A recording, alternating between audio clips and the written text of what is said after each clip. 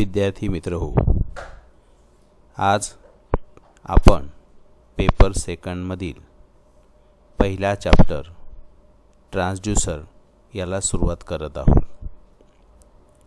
Transducer is a device that converts one form of energy to another. म्हणजेच transducer हे असं साधन आहे की जे ऊर्जेच्या एका स्वरूपातून दुसऱ्या स्वरूपामध्ये रूपांतर करतं. आपल्याला आकृतीमध्ये इथे दिसत असेल, ट्रान्सड्यूसरला इनपुट म्हणून फिजिकल क्वांटिटी दिलेली आहे, तर आउटपुटला इलेक्ट्रिकल सिग्नल आपल्याला मिळतो. म्हणजेच फिजिकल क्वांटिटीचं रूपांतर हे इलेक्ट्रिक सिग्नलमध्ये आपल्याला मिळते. आपल्याला ऊर्जेच्या अक्षयतेचा नियम माहिती असेल. ऊर्जा ही नष्ट करता येत नाही आणि निर्माणही करता येत नाही, परंतु ऊर्जेचं एका स्वरूपातून दुसऱ्या स्वरूपात रूपांतर करणं शक्य असतं आणि हेच काम ट्रान्सड्यूसर हे साधन करत असतं. या ठिकाणी आपल्याला इन्स्ट्रुमेंटेशनमध्ये ट्रान्सड्यूसर अतिशय महत्त्वाचा आहे, कारण जी क्वांटिटी फिजिकल क्वांटिटीचं आपल्याला मोजमाप करायचं आहे किंवा त्याच्यावर प्रोसेस करायची, ती अगोदर इलेक्ट्रिक स्वरूपामध्ये आल्याशिवाय आपल्याला त्याच्यावर विविध क्रिया जसे ॲम्प्लिफिकेशन अशा प्रकारे कुठल्याही क्रिया करता येणार नाहीत. म्हणून फिजिकल क्वांटिटीचं रूपांतर इलेक्ट्रिक सिग्नलमध्ये करणं आवश्यक असतं आणि हेच काम ट्रान्सड्यूसर हा डिव्हाइस करत असतो. Transducer converts non electrical quantity into electrical form. They are widely used in measuring instrument. आत्ता सांगितल्याप्रमाणे इन्स्ट्रुमेंट्समध्ये ट्रान्सड्यूसर अतिशय महत्त्वाचा रोल प्ले करतं. आता बऱ्याच वेळेस ट्रान्सड्यूसरबरोबर सेन्सर हाही शब्द वापरला जातो. सेन्सर काय आहे? सेन्सरचा उपयोग कुठे केला जातो आणि सेन्सर आणि ट्रान्सड्यूसरमध्ये नेमका काय फरक आहे? What is sensor? Sensor senses or detects the presence of quantity. It converts given quantity into some other proportional parameter. याचा अर्थ असा आहे की सेन्सरचं आउटपुट जे आहे ते वेगळ्या प्रोपोर्शनल पॅरामीटरमध्ये असू शकतं. सेन्सर फिजिकल क्वांटिटीचं प्रेझेन्स म्हणजे अस्तित्व डिटेक्ट करतं किंवा सेन्स करतं. याचा अर्थ त्याचा आउटपुट हे इलेक्ट्रिकल असलच असं नाही. हे जे मोजलेला पॅरामीटर आहे त्याची किंमत ही डायरेक्टली रीड करता येईल अशी नसते, परंतु ट्रान्सड्यूसरचं काम जे आहे ते आपण पाहिलेलं आहे की ट्रान्सड्यूसर हा जो पॅरामीटर आहे त्याचं रूपांतर इलेक्ट्रिक सिग्नलमध्ये करतं की जे आपल्याला ज्याचं वाचन आपल्याला करता येणं शक्य आहे. म्हणजेच the value of parameter cannot be directly read using sensor, but transducer converts the parameter to electrical signal which can be read, की जे आपल्याला वाचता येऊ शकेल. म्हणजेच काय? ट्रान्सड्यूसर हा दोन भागांचा बनलेला असतो. एक सेन्सर आणि दुसरं म्हणजे असं सर्किट की जे सेन्सरने मोजलेल्या पॅरामीटरचं रूपांतर इलेक्ट्रिक सिग्नलमध्ये करेल. Transducer consist of two parts. One is sensor and other is the circuit for converting parameter into electrical signal. अशा सेन्सरचे आपण उदाहरण पाहू. पहिलं उदाहरण आहे LDR आणि दुसरं उदाहरण आहे ऑप्टोकपलर. यापैकी 11वीमध्ये आपण LDRचा अभ्यास केलेला आहे. LDR म्हणजे लाईट डिपेंडंट रेजिस्टर, असा रेजिस्टर ज्याचा रेजिस्टन्स हा प्रकाशावर अवलंबून असतो. मग आता आपल्याला सेन्सर आणि ट्रान्सड्यूसर यांचे कार्य समजले असतील. पुढे आपण ट्रान्सड्यूसरचे जे टाईप्स आहेत, प्रकार आहेत, याचा आपण अभ्यास करूया. ट्रान्सड्यूसरचे प्रामुख्याने 2 प्रकार पडतात.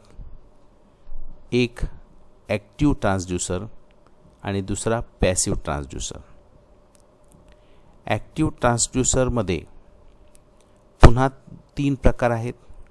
Thermoelectric, electromagnetic, photovoltaic. आणि पॅसिव्ह ट्रान्सड्यूसरचे पुन्हा 3 प्रकार आहेत. Resistive transducer, capacitive transducer, inductive transducer. उदाहरण आपण पाहणार आहोत. थर्मोइलेक्ट्रिक ॲक्टिव्ह ट्रान्सड्यूसरचं उदाहरण आहे थर्मोकपल. इलेक्ट्रोमॅग्नेटिक ॲक्टिव्ह ट्रान्सड्यूसरचं उदाहरण आहे मूव्हिंग कॉइल्ड मायक्रोफोन. फोटोव्होल्टेइकचं उदाहरण आहे सोलार सेल. तर पॅसिव्ह ट्रान्सड्यूसरचं उदाहरण, रेझिस्टिव्ह पॅसिव्ह ट्रान्सड्यूसरचं उदाहरण आहे थर्मिस्टर आणि LDR. कॅपॅसिटिव्ह ट्रान्सड्यूसरचं उदाहरण आहे कंडेन्सर मायक्रोफोन.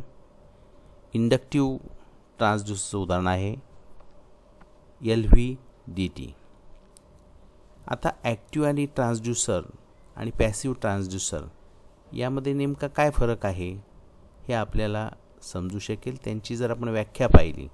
ॲक्टिव्ह ट्रान्सड्यूसर कशाला म्हणायचं, तर ॲक्टिव्ह ट्रान्सड्यूसर म्हणजे असे ट्रान्सड्यूसर की ज्यांना त्यांचं कार्य करण्यासाठी एक्सटर्नल पॉवर सप्लायची आवश्यकता नसते. याउलट पॅसिव्ह ट्रान्सड्यूसर हे असे ट्रान्सड्यूसर आहेत की जे कार्य करण्यासाठी त्यांना एक्सटर्नल पॉवर सप्लायची आवश्यकता असते.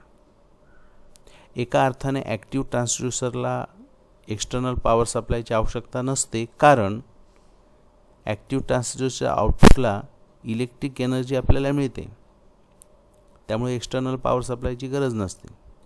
परंतु पॅसिव्ह ट्रान्सड्यूसर जे आहेत यांना मात्र एक्सटर्नल पॉवर सप्लाय दिल्याशिवाय ते कार्य करू शकत नाही. आता अशा ॲक्टिव्ह आणि पॅसिव्ह ट्रान्सड्यूसरचे आपण उदाहरण तर पाहिलेलेच आहेत. त्यातील फरक आता आपण पाहूया. ॲक्टिव्ह ट्रान्सड्यूसर आणि पॅसिव्ह ट्रान्सड्यूसर मधील फरकाचे हे या ठिकाणी 4 मुद्दे आहेत. इथे आपल्याला तक्त्यामध्ये दिसेल. पहिला मुद्दा म्हणजे व्याख्येमध्येच आलेला आहे. Active transducer they do not need external power supply for their operation. Passive transducer they needs external power supply for their operation. व्याख्येमध्येच पाहिल्याप्रमाणे ॲक्टिव्ह ट्रान्सड्यूसरचं कार्य होण्यासाठी त्यांना एक्सटर्नल पॉवर सप्लायची आवश्यकता नसते, तर पॅसिव्ह ट्रान्सड्यूसरचं कार्य होण्यासाठी त्यांना बाहेरून पॉवर सप्लायची आवश्यकता असते. दुसरा मुद्दा आहे या ठिकाणी दे आर सेल्फ जनरेटिंग ट्रान्सड्यूसर्स. यामध्ये इलेक्ट्रिक एनर्जी तयार होते म्हणून त्याला काय म्हटलेलं आहे, सेल्फ जनरेटिंग ट्रान्सड्यूसर. आणि passive transducers are not self generating transducer. तिसरा मुद्दा उदाहरणाचा आहे. थर्मोकपल हे ॲक्टिव्ह ट्रान्सड्यूसरचं उदाहरण आहे, तर पॅसिव्ह ट्रान्सड्यूसरचं उदाहरण थर्मिस्टर आहे. चौथं देखील उदाहरणाचा मुद्दा आहे. सोलार सेल हे ॲक्टिव्ह ट्रान्सड्यूसरचं उदाहरण आहे, तर LDR हे पॅसिव्ह ट्रान्सड्यूसरचं उदाहरण आहे. अशा पद्धतीनं आपण या ठिकाणी ॲक्टिव्ह ट्रान्सड्यूसर आणि पॅसिव्ह ट्रान्सड्यूसर यामध्ये नेमका काय फरक असतो ते पाहिलेलं आहे. आता आपण ॲक्टिव्ह ट्रान्सड्यूसरला सुरुवात करणार आहोत. ॲक्टिव्ह ट्रान्सड्यूसरमध्ये पहिला जो ट्रान्सड्यूसर आपण पाहणार आहोत त्याचं नाव आहे थर्मोकपल. थर्मोकपल आकृतीमध्ये आपल्याला दिसतं की 2 डिसिमिलर मेटल्स म्हणजे वेगवेगळ्या धातूच्या पट्ट्या या ठिकाणी दाखवलेल्या आहेत, त्या एकमेकांना जोडलेल्या आहेत. आता जेव्हा 2 वेगवेगळ्या, ही एक धातूची पट्टी आहे आणि ही वेगळ्या प्रकारच्या धातूची पट्टी आहे, ह्या दोन्ही पट्ट्या एकमेकाला जोडल्यानंतर या ठिकाणी 2 जोड तयार झाले, 2 जंक्शन तयार झालेत. पहिल्या जोडाला J1 जंक्शन असं म्हटलेलं आहे, तर दुसरा जोड जो आहे याला J2 जंक्शन असं म्हटलेलं आहे.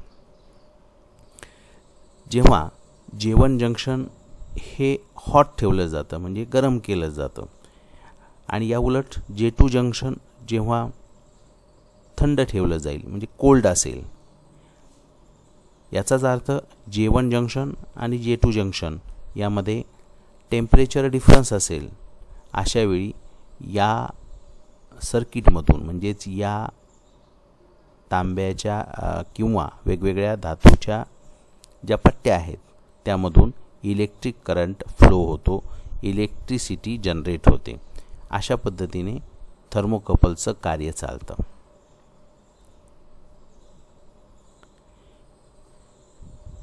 हा जो परिणाम आहे, ज्या परिणामाच्या आधारे हे कार्य होतं त्या परिणामाला सीबेक इफेक्ट असं म्हटलेलं आहे. थर्मोकपलचे काही फायदे आपल्याला या ठिकाणी सांगायचे आहेत. पहिला फायदा आहे रिस्पॉन्स इज फास्ट. दुसरा फायदा आहे it is suitable for remote measurement.